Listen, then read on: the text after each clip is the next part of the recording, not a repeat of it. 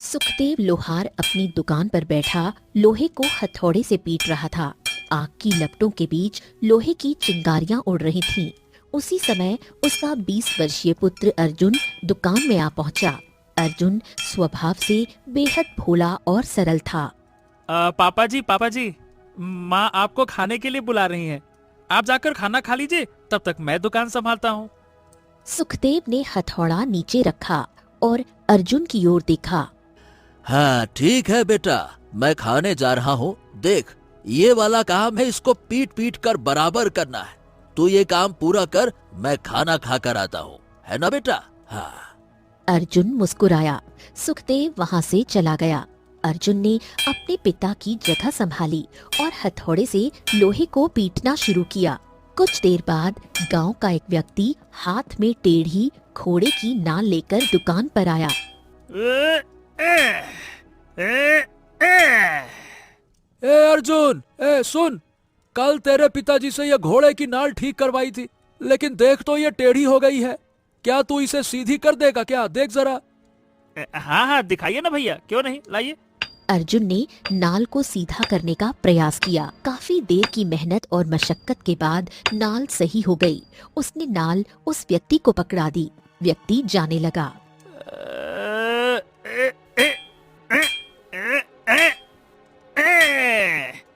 है, अरे भैया, इसकी कीमत तो देते जाइए। मैंने काफी मेहनत करके आपकी टेढ़ी नाल सही की है। अरे वाह वाह वाह वाह वाह, बड़े ही विचित्र लोहार हो तुम। कल तुम्हारे पिताजी से ये नाल ठीक करवाई थी, शायद वो भूल गए कि इसे पूरी तरह से सीधा भी करना है। ए भाई, मैं कल पूरी कीमत दे चुका हूँ, लेकिन मुझे काम पूरा आज मिला है, समझ गए? अगर तुम दोबारा कीमत लेना चाहते हो तो बताओ फिर। नहीं, अगर ऐसी बात है तो आप ले जा सकते हैं नाल, कोई बात नहीं। व्यक्ति हंसा और वहां से चला गया। कुछ देर बाद सुखदेव दुकान पर लौटा। उसने चारों ओर देखा। अरे ये क्या बेटा? मैंने तुमसे कहा था कि मेरे आने से पहले ये सीधा करने वाला काम पूरा कर लेना। क्या तुम अब तक आराम कर रहे थे क्या? अर्जुन ने पूरी घटना बता दी। तो ये बात है पिताजी, और इस तरह से मैंने उसकी टेढ़ी नाल को सही कर दिया। ये सुनते ही सुखदेव का चेहरा सख्त हो गया। अर्जुन, भोलेपन की भी हद होती है। अरे हद से ज्यादा भोलापन ठीक नहीं होता। एक बार मुझसे पूछ तो लिया होता। और ज्यादा भोले बने फिरोगे ना तो दुनिया ऐसे मनुष्यों को निकम्मा समझती है, बेवकूफ समझती है। उसने तुमसे झूठ बोला और काम करवा के चला गया। कल मेरी दुकान पर कोई ग्राहक नहीं आया था। अर्जुन चौंक गया। तुम्हें गांव का हर कोई बेवकूफ बनाकर चला जाता है और तुम इतना सा मुंह लेकर यहाँ मेरे सामने खड़े रहते हो कि अब क्या करें। अरे आखिर तुम इतने सीधे हो क्यों? नहीं तो चलो जाओ यहाँ से, जाओ, काम करने दो मुझे, भागो यहाँ से। अर्जुन निराश होकर वहां से चला गया। शाम को सुखदेव घर लौटा। उसके चेहरे पर उदासी साफ झलक रही थी। उसकी पत्नी कौशल्या उसे देखकर बोली, अजी क्या हुआ? आपके चेहरे पर क्रोध की लकीरें क्यों दिख रही हैं? सुखदेव ने सारी घटना बता दी। अरे क्या बताऊं, क्या हो गया? तुम्हारे राजा बेटा ऐसे हैं कि कोई भी उनको बेवकूफ बना के चला जाता है। आखिर कब वो चतुर बनेगा, कब उसकी बुद्धि खुलेगी? इतना भोलापन भी ठीक नहीं होता। कभी कभी तो मैं सोचता हूँ कि मेरे बाद इसका होगा क्या। कौशल्या की आंखों में आंसू भर आए। चिंता मत कीजिए, समय आने पर वो खुद सीख जाएगा। सुखदेव चुपचाप लेट गया। समय बीतता गया। एक दिन सुखदेव गंभीर रूप से बीमार पड़ा। उसने अर्जुन को पास बुलाया। अरे ए बेटा, मुझे नहीं लगता कि अब मैं ज्यादा समय तक जी पाऊंगा। जाने से पहले एक बात समझा देना चाहता हूँ। तुम बेटा, तुम मूर्ख नहीं हो, तुम बहुत भोले हो। अगर तुम चतुर नहीं बने तो ये दुनिया तुम्हें तोड़ देगी बेटा। हर कोई तुम्हारा फायदा उठाएगा और तुम एक दिन अकेले पड़ जाओगे बेटा। समझ रहे हो ना? हाँ हाँ जी पिताजी, मैं समझ रहा हूँ। कुछ दिनों बाद सुखदेव ने इस संसार को अलविदा कहा। सारी जिम्मेदारी अर्जुन पर आ गई। अर्जुन ने पिता की दुकान संभाली, लेकिन ग्राहक कमाते एक दिन जमींदार दुकान पर पहुंचा। अरे बेटा अर्जुन, ओ बेटा, मैं देखता हूँ कि तुम यहाँ दिन भर बैठे रहते हो।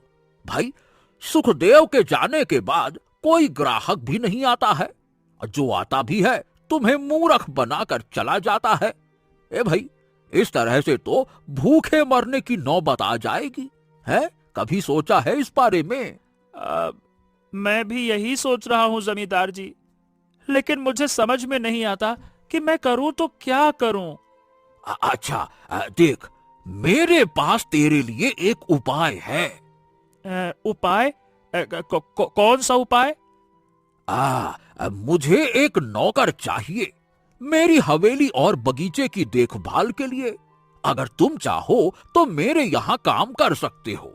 इतना धन दूंगा कि आराम से जीवन चले और भविष्य में विवाह भी कर सकते हो।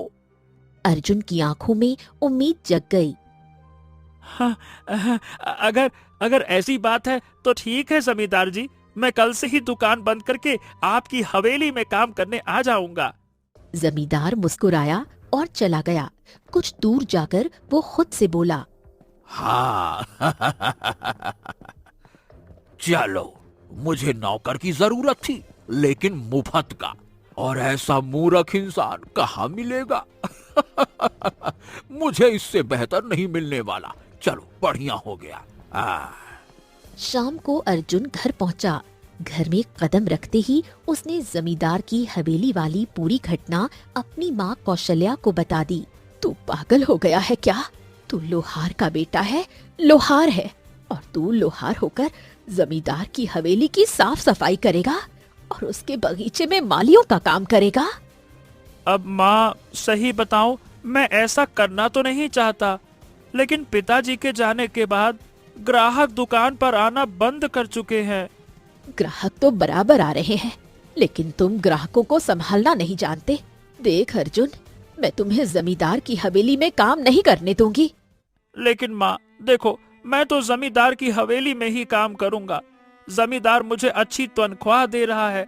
दिन भर दुकान पर मक्खियां मारने से तो बेहतर है ना कि मैं हवेली में कुछ काम करके थोड़ा बहुत तो धन कमा सकूं, नहीं तो भूखे मरने की नौबत आ जाएगी। माँ, कौशल्या समझ गई कि अर्जुन मानने वाला नहीं। ठीक है, लेकिन मैं उस दुकान को बंद नहीं कर सकती। तू अगर जमींदार की हवेली में काम करना चाहता है तो शौक से कर, लेकिन कल से दुकान मैं संभालूंगी, बस। अरे लेकिन माँ। लेकिन बेकिन कुछ नहीं। मैंने तुझे अपना मन करने से नहीं रोका, तो अब तुझे भी मुझे मेरे मन की करने से रोकने का कोई अधिकार नहीं। अर्जुन शांत हो गया। अगले दिन अर्जुन जमींदार की हवेली में काम करने पहुंचा। उधर कौशल्या अपने पति की दुकान पर जाकर लोहारगिरी का काम संभालने लगी। अर्जुन पूरे दिन मेहनत से हवेली की साफ सफाई करता और बगीचे की देखभाल करता। समय इसी तरह बीतता गया और 1 महीना निकल गया। 1 महीने बाद अर्जुन जमींदार के पास पहुंचा। हाँ जमींदार जी, 1 महीना हो गया है। अब मुझे मेरी तनख्वाह दे दीजिए, मुझे भी पैसों की जरूरत है। अच्छा, ये बताओ बेटा, 1 महीने की तनख्वाह ले जाकर तुम क्या कर पाओगे? इस 1 महीने की तनख्वाह से क्या होगा, बताओ भला। क्या होगा मतलब, क्या समझा नहीं। अरे मतलब ये है कि मैं चाहता हूँ कि तुम पूरे साल की तनख्वाह एक साथ लो। देखो बेटा, 1 महीने की तनख्वाह ले जाओगे, यहाँ वहाँ राशन पानी में खर्च हो जाएगा, कुछ बचेगा, कुछ नहीं बचेगा। अरे जब साल भर का तनख्वाह लोगे तो ढेर सारा धन तुम्हारे हाथ में आएगा, तब खर्चा करने में भी अच्छा लगेगा और बहुत से काम भी तुम्हारे हो जाएंगे। क्या कहते हो? सोचो, धन ज्यादा होता है तो अच्छा होता है। जमींदार की नसीहत है, खराब नहीं जाती। बताओ। अर्जुन गहरी सोच में डूब गया। हाँ, बात तो आप मेरे फायदे की कर रहे हैं। तो ठीक है, अब से मैं आपसे 1 साल बाद ही धन मांगूंगा। ठीक है, ठीक है। अर्जुन वहाँ से चला गया और फिर से हवेली की साफ सफाई में लग गया। कुछ देर बाद अर्जुन के कानों में पक्षियों के चहचहाने की आवाज टकराई। वो चौंक गया। न न न न न न न न न न। अरे, ये हवेली के अंदर ढेर सारे पक्षियों की आवाज कहाँ से आ रही है? अर्जुन आवाज की दिशा में गया। वहाँ उसने एक बहुत बड़ा पिंजरा देखा जिसमें कई पक्षी कैद थे। अरे दादा रे दादा, इतने सारे पक्षी! आखिर जमींदार ने इन्हें कैद क्यों कर रखा है? पूछता हूँ। अर्जुन सीधे जमींदार के पास आया। जमींदार जी, मालिक, मैंने आपकी हवेली में एक बहुत बड़ा पिंजरा देखा है जिसमें बहुत सारे पक्षी बंद हैं। आखिर आपने इन्हें कैद में क्यों रखा है? अरे तू बड़ा भोला है अर्जुन। अरे तू शायद जानता नहीं कि मेरा पक्षियों का भी कारोबार है। ये पक्षी अलग अलग राज्यों में ऊंचे दामों पर बेचे जाते हैं। इससे बहुत मुनाफा होता है। अरे ये व्यापार की बात है, तू नहीं समझेगा। लेकिन जमींदार जी, मालिक, किसी को पिंजरे में बंद रखना ये तो गलत बात है ना? अरे जब व्यापार की बात आती है तो ये तेरी समझ में नहीं आएगी, समझ गया? अरे सही गलत तू छोड़, व्यापार में मुनाफा देखा जाता है। बस तू अब जाके मेहनत कर, अपना काम कर, बाकी चीजों पर ध्यान मत दे, है ना? जा। अर्जुन चुपचाप वहाँ से चला गया। शाम को अर्जुन घर पहुँचा। माँ, मुझे बहुत जोर की भूख लगी है माँ। खाना बनाकर रख दिया है, लेकिन सुन, जब से जमींदार की हवेली में काम करने लगा है तूने मेरे हाथ में एक सिक्का भी नहीं दिया। 2 महीने से ज्यादा हो गए हैं। ला, अब जल्दी से महीने की पगार मेरे हाथ में दे। अर्जुन चौंक गया। तभी उसे सब याद आ गया। अर्जुन सारी घटना बताते हुए बोला। माँ, मैंने क्या फैसला किया है ना कि अब मैं हर महीने नहीं बल्कि 1 साल के बाद ही जमींदार से पूरा का पूरा पैसा एक साथ मांगूंगा। इससे हमें बहुत ज्यादा लाभ होगा। क्या होगा कि इकट्ठा काफी सारा पैसा मिलेगा ना। कौशल्या ने सिर पकड़ लिया। तेरे पिताजी बिल्कुल सही कहते थे। इतना भोलापन भी ठीक नहीं। दुनिया वाले ऐसे भोलों का फायदा उठाते हैं। जमींदार भी तेरा फायदा उठा रहा है। कभी सोचा है अगर 1 साल बाद उसने तुझे कुछ नहीं दिया तो तू क्या करेगा? नहीं नहीं नहीं नहीं नहीं माँ, जमींदार जी मतलब मेरे मालिक बहुत अच्छे आदमी हैं। उन्होंने वचन दिया है, कसम खाई है, वो जरूर निभाएंगे। हाँ। कौशल्या कुछ नहीं बोली और चुपचाप वहाँ से चली गई। समय बीतता गया और पूरा 1 वर्ष निकल गया। जमींदार अपनी हवेली के आंगन में बैठा हुआ था। तभी उसकी नजर अर्जुन पर पड़ी, जो उसकी ओर आता हुआ दिखाई दिया। जमींदार चौंक गया और मन ही मन सोचने लगा कि कहीं अर्जुन 1 साल की तनख्वाह मांगने तो नहीं आ गया। जमींदार जी, मैंने फैसला कर लिया है कि मैं आपकी हवेली में 2 साल और मेहनत से काम करूंगा। इस तरह पूरे 3 साल हो जाएंगे। आप 3 साल की तनख्वाह मुझे एक साथ दे देना। जब मैं 3 साल की इकट्ठी रकम अपने माँ के हाथ में रखूंगा ना वो बड़ी खुश हो जाएगी। जमींदार मन ही मन मुस्कुराया। बाप रे बाप, मैं तो बेवजह डर रहा था। ये तो बहुत ही बड़ा मूर्ख निकला। इससे बड़ा मूर्ख तो मैंने अपने जीवन में नहीं देखा। जा बेटा जा, मन लगाकर काम कर, मुझे क्या दिक्कत है। अब शाबाश मेरे बेटे, तू बड़ा होशियार है। तेरी जैसी बुद्धि मैंने गांव में किसी की नहीं देखी। जा, बिल्कुल सही फैसला किया तूने। जा जा जा जा, मन लगा के काम कर, जा।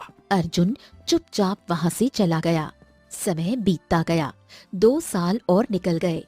3 साल पूरे होने के बाद अर्जुन फिर जमींदार के पास पहुँचा। हाँ जमींदार जी, अब देखिए, मुझे आपकी हवेली में काम करते करते 3 साल हो चुके हैं। अब तो मुझे 3 साल की इकट्ठी रकम दे दीजिए। अब मेरी माँ खुश हो जाएगी जब मैं दूंगा उसको पैसे। लाइए, दे दीजिए। जमींदार चौंक गया। उसने अपनी जेब में हाथ डाला और 3 सिक्के निकाल लिए। 1 2 3। हाँ, ये तुम्हारे 3 साल की मेहनत। रखो इसको।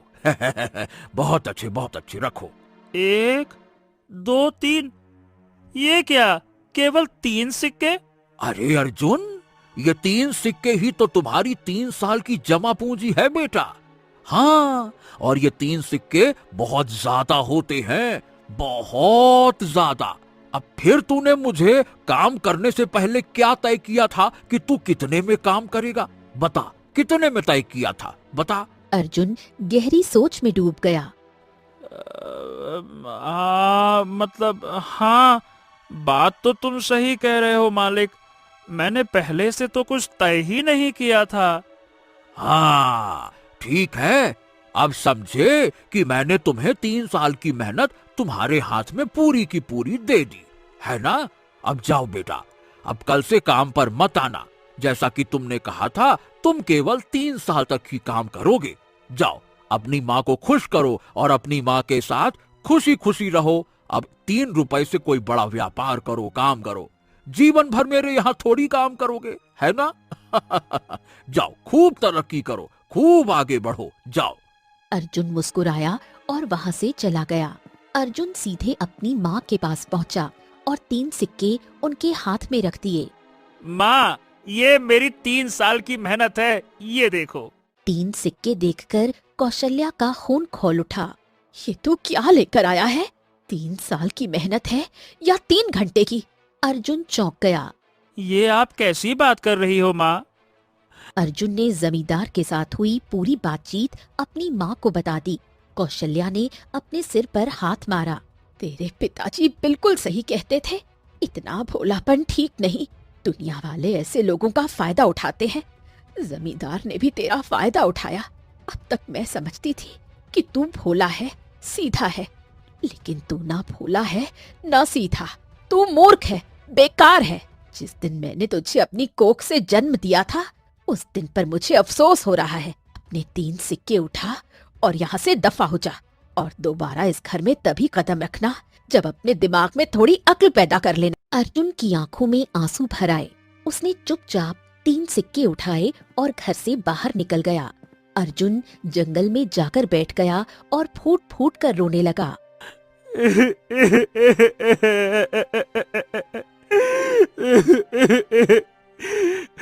माँ ने मुझसे पहले कभी इतनी बुरी तरह बात नहीं की। आखिर मैंने ऐसा क्या कर दिया? मैं तो ये 3 सिक्के ये सोच कर लाया था कि जब 3 साल की मेहनत उनके हाथ में रखूंगा तो वो खुश हो जाएगी। ये कहते कहते अर्जुन जोर जोर से रोने लगा। बहुत देर बाद जब वो रोते रोते थक गया तो उसने अपने आंसू पोंछे। जो भी हो, मैं अपनी माँ को मना लूंगा। हाँ, मना लूंगा मैं। इतना कहकर अर्जुन उठ खड़ा हुआ और अपने घर की ओर बढ़ने लगा। तभी अर्जुन के कानों में एक बूढ़े व्यक्ति की आवाज पड़ी। भगवान के नाम पर मुझे दे दो, कुछ तो दे दो। मैं कई दिनों से भूखा हूँ बेटा, कुछ दे दो। अर्जुन ने पीछे मुड़कर देखा। झाड़ियों के पास एक साधु बाबा बैठा हुआ उसे देख रहा था। बाप रे बाप, आप तो बहुत भूखे लगते हैं बाबा। हाँ, क्या तुम भिक्षा दे सकते हो? बड़ी भूख लगी है। अब अर्जुन गहरी सोच में डूब गया। 3 सिक्के मैंने माँ को खुश करने के लिए दिए थे, लेकिन माँ तो नाराज हो गई। अब यही 3 सिक्के इन साधु महाराज को दे देता हूँ। हाँ। अर्जुन ने तीनों सिक्के साधु को थमा दिए। ये लीजिए साधु महाराज, ये मेरी 3 साल की जमा पूंजी है, ले लीजिए। 3 सिक्के देखकर साधु चौंक गया। हैं? ये तुम क्या कह रहे हो? क्या तुम मजाक कर रहे हो क्या बेटा? 3 सिक्के तुम्हारी 3 साल की जमा पूंजी कैसे हो सकते हैं? हैं? अर्जुन की आंखों से आंसू बहने लगे। उसने शुरू से अंत तक सारी घटना साधु को सुना दी। तो ये बात है महाराज, और जब मैंने ये 3 सिक्के ना अपनी माँ को दिए तो माँ ने ये 3 सिक्के मेरे मुंह पर मार दिए और कहा कि मैं भोला होने के साथ साथ मूर्ख भी हूँ। साधु अर्जुन को गौर से देखने लगा। ओ, ये तो बड़ा भोला मनुष्य है। इसे पता ही नहीं है कि जमींदार ने कितनी चतुराई से इसे मूर्ख बनाया। शायद इसी कारण से इसकी माँ का दिल टूट गया। हाँ, क्या हुआ साधु महाराज, आप क्या सोच रहे हैं? ले लीजिए ना, जो है यही है अब। अगले ही पल साधु रंग बिरंगी रोशनी में एक सुंदर पुरुष में परिवर्तित हो गया। ये दृश्य देखकर अर्जुन चौंक गया। हाँ, ये क्या? अब आप कौन हैं? मैं देवता हूँ, जंगल का देवता। मैं यहाँ से आने जाने वाले यात्रियों की परीक्षा लेता हूँ। तुम पहले मनुष्य हो जिसने मेरी परीक्षा पास की है। तुमने अपनी 3 साल की जमा पूंजी मुझे दे दी, इसीलिए मैं तुम्हारी 3 इच्छाएं पूरी करूंगा। तुम बहुत सच्चे और सीधे मनुष्य हो। बताओ, तुम्हारी पहली इच्छा क्या है? अर्जुन गहरी सोच में डूब गया। मुझे तो गुलेल चाहिए, एक ऐसा गुलेल जिसका निशाना कभी न चूके। ये सुनकर जंगल का देवता चौंक गया। ये कितना भोला मनुष्य है। ठीक है। अगले ही पल जंगल के देवता के हाथों में रंग बिरंगी रोशनी से एक गुलेल प्रकट हो गई। उसने वो गुलेल अर्जुन के हाथों में थमा दी। अब बताओ, दूसरी इच्छा क्या है? अर्जुन फिर से गहरी सोच में डूब गया। तो मुझे ना एक ऐसी बीन दे दीजिए जिसकी धुन सुनकर चाहे सांप हो, नागिन हो, कोई भी मनुष्य हो, नाचने पर मजबूर हो जाए। हाँ। जंगल का देवता मुस्कुराया। वाकई तेरे जैसा भोला मनुष्य मैंने कभी नहीं देखा। अगले ही पल जंगल के देवता के हाथों में एक बीन प्रकट हुई। उसने वो बीन अर्जुन को सौंप दी। ये ले, बोल मनुष्य, अब तेरी तीसरी इच्छा क्या है? अर्जुन सोच में पड़ गया। तीसरी इच्छा? अब और क्या ले लूं मैं आपसे? मुझे तो कुछ नहीं समझ में आ रहा कि मैं क्या मांगूं। जंगल का देवता मुस्कुराया। हाँ, अगर इसकी जगह कोई और होता तो धन दौलत मांगता। यह तो जानता ही नहीं। बच्चा, बेटा, तीसरी इच्छा में बुद्धि मांगो। जिसके पास बुद्धि होती है वही राजा कहलाता है। ये सुनते ही अर्जुन के दिमाग में जैसे बिजली कौंध गई। हाँ, जब मेरी माँ ने मुझे घर से निकाला था तब उन्होंने यही कहा था कि अब घर में तभी कदम रखना जब मेरे में थोड़ी अकल आ जाए। हाँ, ठीक है, मुझे चाहिए, यही चाहिए। जंगल के देवता के हाथों से रंग बिरंगी किरणें निकलीं, जो सीधे अर्जुन के मस्तिष्क में समा गईं। अगले ही पल अर्जुन की सोच बदल चुकी थी। जंगल का देवता मुस्कुराया और वहाँ से अदृश्य हो गया। अर्जुन ने गुलेल और बीन को देखा और एक वृक्ष के नीचे बैठ गया। गुलेल और बीन? क्या सच में मैंने ये मांगा है? छी छी छी छी छी। मतलब मुझे ऐसा क्यों लग रहा है कि मैंने बहुत ही मूर्खतापूर्ण इच्छाएं मांग ली हैं। गुलेल और बीन, वो भी भगवान से गुलेल और बीन कौन मांगता है? हद है यार, क्या करूं इसका? उसके मन में बीती हुई सारी बातें घूमने लगी। कुछ देर बाद अर्जुन खड़ा हुआ। माँ ने मुझे सही कहा था। जमींदार ने मुझे कितनी आसानी से मूर्ख बना दिया। मतलब 3 साल की कड़ी मेहनत के बदले में उसने मुझे सिर्फ 3 सिक्के दिए और मैं खुशी खुशी मान भी गया। नहीं नहीं नहीं नहीं, अब मैं किसी से भी मूर्ख नहीं बनूंगा। हाँ। अर्जुन ने गुलेल को देखा। हाँ, वैसे अगर बुद्धि हो तो इस गुलेल का भी सही उपयोग किया जा सकता है। चलो। इतना कहकर अर्जुन अपने घर की ओर चल पड़ा। थोड़ी दूर चलते ही अर्जुन को रास्ते में जमींदार दिखाई दिया, जो एक पेड़ पर गहरी नजर जमाए खड़ा था। जमींदार, आखिर तुम इस पेड़ को इतने ध्यान से क्यों देख रहे हो? क्या चक्कर है? जमींदार ने अर्जुन को देखा। उसके हाथ में गुलेल और बीन देखकर वो चौंक गया। अरे, ये मूर्ख तो यहाँ भी मिल गया। और बेटा अर्जुन, कैसे हो? अब तुम तो जानते हो अर्जुन, मेरा पक्षियों का कारोबार है। सामने पेड़ पर एक राज पक्षी बैठा है। अगर वो मेरे हाथ लग जाए तो राजा को बेचकर मैं मुंह मांगा धन ले सकता हूँ।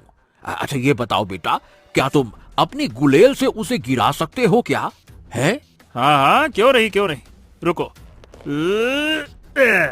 अगले ही पल पक्षी गिरकर झाड़ियों में जा गिरा। जमींदार दौड़कर झाड़ियों की ओर बढ़ा। तभी अर्जुन ने बीन बजानी शुरू कर दी। बीन की धुन सुनते ही जमींदार नाचने पर मजबूर हो गया। अरे अरे, ये कैसी बीन है? इसकी धुन सुनकर मेरा तो शरीर अरे खुद ब खुद नाच रहा है। अरे रे रे रे रे रे रे रे रे रे, अब तो मेरी कमर में भी दर्द होने लगा है। ए बेटा, इसको बंद कर दे बेटा, अब मुझसे नहीं नाचा जा। अरे रे अरे रे अरे रे रे, अब नहीं नाचा जा रहा है, कमर टूट जाएगी बेटा, बंद कर दे। जरूर बंद कर दूंगा, लेकिन पहले मुझे वचन दो कि तुमने जितने भी पक्षी कैद कर रखे हैं उन्हें आजाद करोगे और इस पक्षी को भी नहीं पकड़ोगे, समझ गए? अरे रे रे रे रे रे रे, ये क्या बकवास कर रहे हो तुम? अरे मैं क्या चाहते हो कि व्यापार ही ना करूं क्या? घर बैठा रहूं? तू खिलाएगा मुझे, हैं? ओ जमींदार, पूरी बात तो तुमने अभी सुनी ही नहीं। मैंने तुम्हारी हवेली में 3 साल मेहनत से काम किया और बदले में तुमने मुझे क्या दिया? 3 सिक्के। अरे तुमने कितनी आसानी से मुझे मूर्ख बना दिया। तुम्हारी वजह से मां ने मुझे अपमानित करके घर से निकाल दिया। अब ध्यान से सुनो, मुझे पूरे 100 सोने के सिक्के चाहिए, वो भी अपनी मेहनत के, समझे?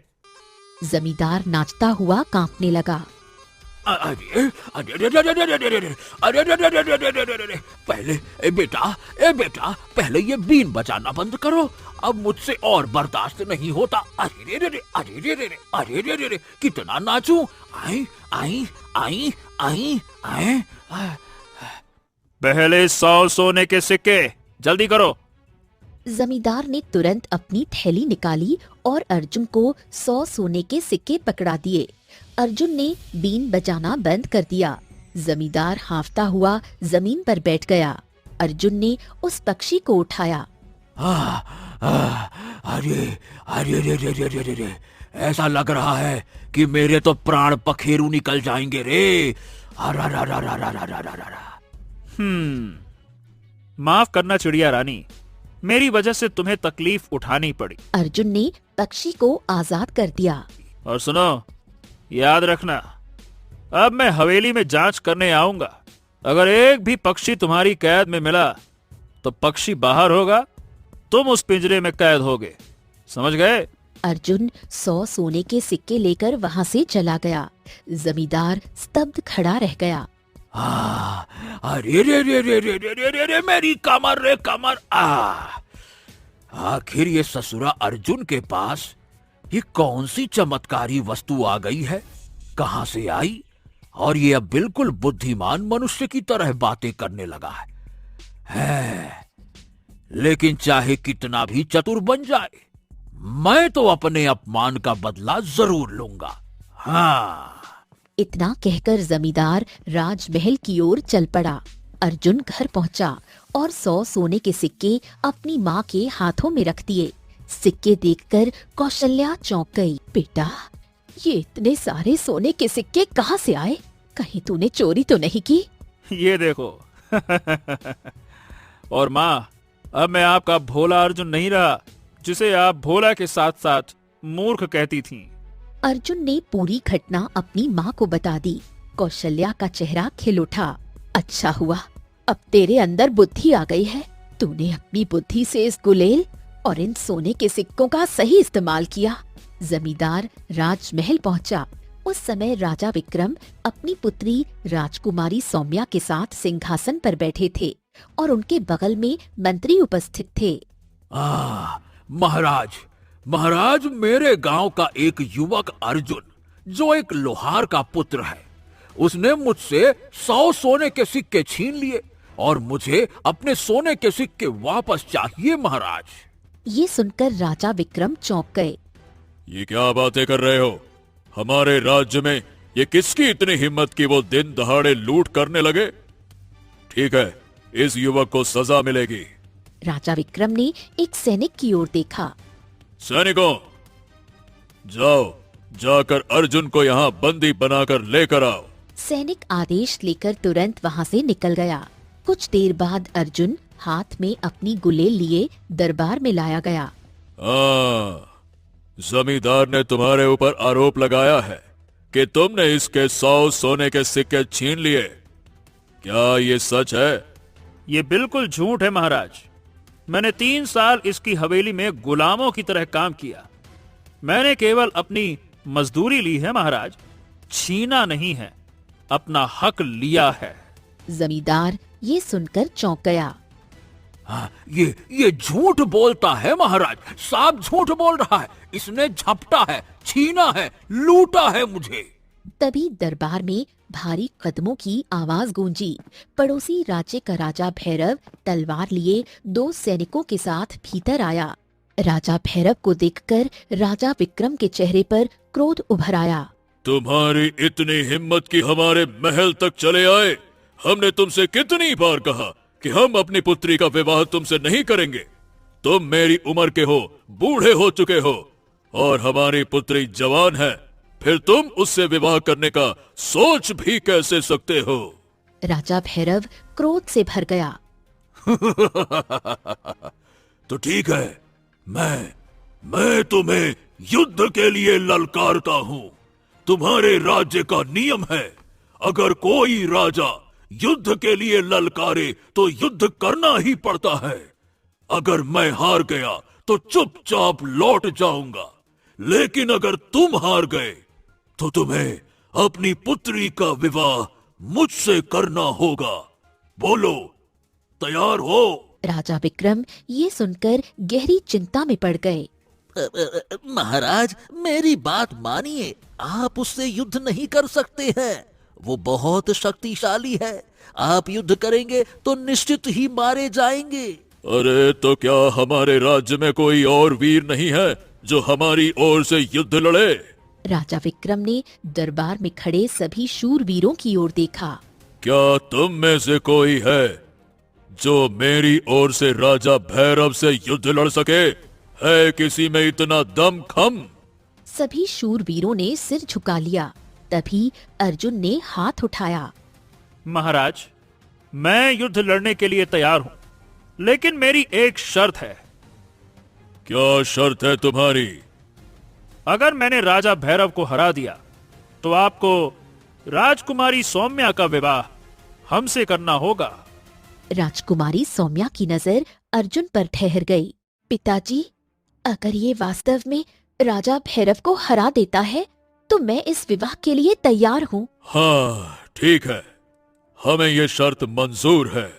अर्जुन ने अपनी गुलेल निकाली। राजा भैरव ये देखकर हंस पड़ा। ओ! मेरे हाथ में तलवार है बच्चे, और तू गुलेल लेकर आया है। तुझे क्या लगता है कि तू मुझे गुलेल से मार देगा? चला जा। देखिए महाराज भैरव, युद्ध आमतौर पर तलवारबाजी का होता है, लेकिन आज युद्ध अलग तरीके से होगा। हम दोनों को एक एक बार वार करने का मौका मिलेगा। पहले मैं गुलेल से वार करूंगा। अगर तुम बच गए तो उसके बाद तुम तलवार से मुझ पर वार कर सकते हो। जब मैं वार करूंगा तब तुम तलवार नहीं चलाओगे, और जब तुम वार करोगे तब मैं गुलेल नहीं चलाऊंगा। बोलो, स्वीकार हो तो बोलो। स्वीकार है। ऐसी बेवकूफी भरी शर्त कौन मना करेगा? स्वीकार है। लेकिन याद रखना, गुलेल का वार मेरी आंखों में नहीं होना चाहिए, बाकी शरीर के किसी भी हिस्से में कर लेना। चलो। अर्जुन ने गुलेल में एक छोटा सा पत्थर रखा और पूरी ताकत से वार किया। पत्थर राजा भैरव के शरीर से टकराया। अगले ही पल राजा भैरव लड़खड़ाकर जमीन पर गिर पड़ा। उसके मुंह से खून बहने लगा और उसकी सांसें थम गईं। उसके दोनों सैनिक घबरा गए और जमीन पर झुक गए। हम हार मानते हैं। हाँ हाँ, हम क्षमा मांगते हैं, हम भी हार मानते हैं, हार मानते हैं, क्षमा करो, क्षमा करो। राजा विक्रम अवाक रह गए। वाह वाह वाह, तुमने एक गुलेल में इतने शक्तिशाली राजा को पराजित कर दिया। वाकई तुम्हारी बुद्धि का कोई जवाब नहीं। अर्जुन ने राजा विक्रम को शुरू से अंत तक पूरी कहानी सुना दी।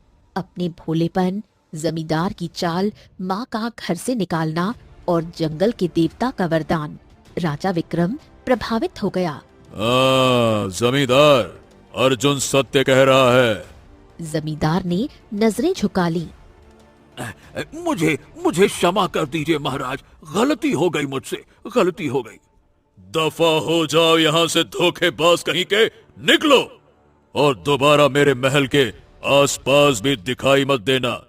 और जिन चिड़ियों को तुमने कैद कर रखा है उन्हें तुरंत आजाद करो, वरना वही पिंजरा तुम्हारी सजा बनेगा। जाओ यहाँ से, दफा हो जाओ। जमींदार मुंह लटकाकर वहां से चला गया। राजा विक्रम अर्जुन की ओर देखकर मुस्कुराया। अर्जुन बेटे, हम आपका विवाह अपनी पुत्री से करेंगे और तुम्हें इस राज्य का राजा भी घोषित करते हैं। तुम्हारे पास बुद्धि भी है और साहस भी है। कुछ समय बाद अर्जुन और राजकुमारी सौम्या का विवाह धूमधाम से संपन्न हुआ। राजा विक्रम ने अर्जुन को राज्य का राजा घोषित कर दिया। अर्जुन अपनी पत्नी सौम्या के साथ अपनी माँ कौशल्या के पास पहुँचा और पूरी घटना सुना दी। कौशल्या की आंखों में आंसू आ गए। चलो माँ, अब तुम्हारे दुख भरे दिन समाप्त हुए। अब आपका बेटा बुद्धिमान भी है और इस राज्य का राजा भी है। चलो माँ, आओ। काश काश तेरे पिता जीवित होते। उन्हें कितना गर्व होता कि उनका भोला बेटा राजा बन गया। अर्जुन मुस्कुराया और अपनी माँ को साथ लेकर महल लौट आया। ये कहानी थी एक ऐसे लोहार के बेटे की जिसे लोग मूर्ख समझते रहे, लेकिन जब बुद्धि जागी तो वही लोहार राजा बन गया। तो दोस्तों, कहानी कैसी लगी कमेंट बॉक्स में जरूर बताइए। चैनल को जरूर सब्सक्राइब कीजिए।